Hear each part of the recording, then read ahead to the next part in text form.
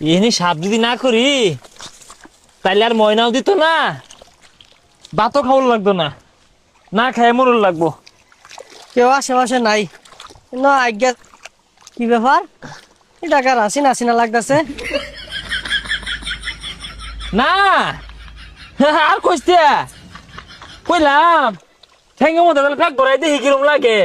Pack ভরালে বলে শরীর স্বাস্থ্য ভালো থাকে, ওই লেগে নাম্বার প্যাক ভরাইলাম। এটা তো বরসের ক্ষেত। তুই কি মনে হচ্ছে মাইসের খেতে কামলা দিছি? বুলে নামছি কে মাইসের খেত দুইটা আঙ্গটার যায় আর কামলা দিলে দিছি কি হইছে? 500 টাকা দিব আমারে। দেখ রে বেশি হয়ে রাখা খায়া মুড়া হ, কিস্তি দিলে তো করে কিনছি, নিজে না খায়া তো করে খাওয়াইতাছি। কিরে তুই তো গলি তোর গরু বলে 500-600, গরুর দুধ এই 2টা।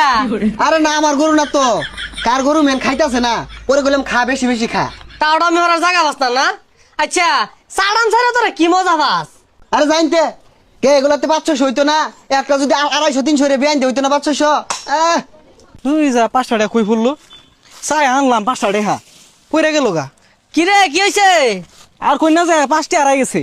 হ্যাঁ 5টি আছে মাত্র? আর কই না যায় 5 টাকা না তো 5 কোটি টাকা হারাই গেছে, পাইতাছি না। হয়েছে আর সাড়ান ছাড়িস না।